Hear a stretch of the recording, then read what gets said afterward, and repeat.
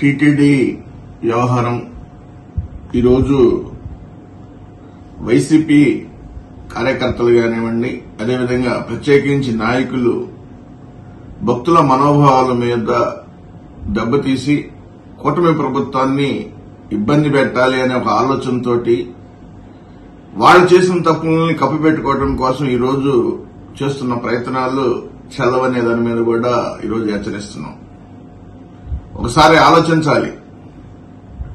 హరినాథ్ రెడ్డి గారు ఉన్నప్పుడు 22-23 కాలంలో డైరెక్టర్ గా ఉన్న హరినాథ్ రెడ్డి గారు ఉన్నప్పుడు మీ యొక్క గోశాలల పరిస్థితి ఏ విధంగా ఉన్నాయి, అదేవిధంగా గోశాలలో మరణాలు ఏ విధంగా, జంతు మరణాలు ఏ విధంగా కనబడ్డాయి, ఒకసారి ఆలోచించుకోవాల్సిన పరిస్థితి కూడా, పునరావృతం చేసుకోవాల్సిన పరిస్థితి కూడా కనబడతా ఉంది. సాక్షాత్ జీవాలకి నాసిరకం పశువుల దాణా మందులు ఇచ్చి మూగ జీవుల్ని పొట్టను పెట్టుకున్న దాఖలాలు స్పష్టంగా కనబడతా ఉన్నాయి. ఆ రోజు మరి జీవాలు చనిపోయినప్పుడు వాటిని ఏ విధంగా ప్రక్కన పడేశారు అనే దాని మీద కూడా ఒక్కసారి మనం ఆలోచించుకోవాల్సిన పరిస్థితి అనేది కూడా ఉంది.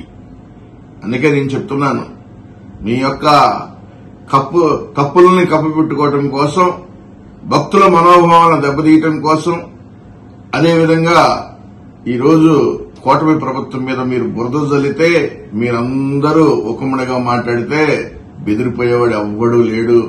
మీకు అన్నిటికీ సాక్షాత్ అన్ని లెక్కలనేది అక్కడ ఉన్నాయి. మీరు చేసిన పాపాలకి ఆ శ్రీవారు శిక్షించక తప్పదు అనేది కూడా నేను స్పష్టం చేస్తూ ఉన్నాను.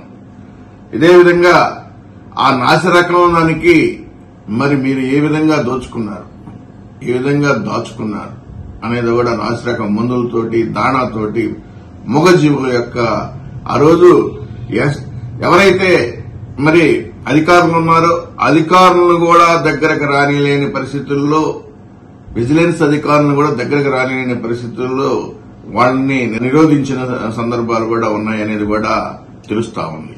ఒకటే నేను చెప్పేది, మీ యొక్క అరుపులకు బెదిరిపోయే పరిస్థితి లేదు. ఈరోజు ఏ విధంగా భక్తుల మనోభావాలను కాపాడటం కోసం ఈ టీటీడీ ట్రస్ట్ కానివ్వండి, కుటుంబ ప్రభుత్వం కానివ్వండి ఏ విధంగా ప్రయత్నం చేస్తుంది, ఏ విధంగా ముందుకెళ్తుంది, ఐటీ రంగాన్ని ముందుకు ఏ విధంగా తీసుకెళ్తా ఉంది అక్కడ అనేది కూడా ఒకసారి గుర్తుపెట్టుకోవాల్సిన పరిస్థితి. భక్తుల మీరు ఒకసారి చూస్తే, ఒకసారి ఆ పరిపాలనలో మీరు ఆలోచిస్తే ఏ విధంగా ఉంది అనుకుంటే, భక్తులు శ్రీవారిని చూస్తానికి కూడా భక్తుల ఇచ్చే టోకెన్లు కూడా అమ్ముకునే పరిస్థితుల్లో మీరు ఆ రోజు ఉన్న సందర్భాలను కూడా ఒక్కసారి మీరు గమనించుకోవాల్సిన పరిస్థితి కూడా ఉంది. ఇదంతా ప్రజలకు తెలుసు, ప్రజలు గమనిస్తూ ఉన్నారు.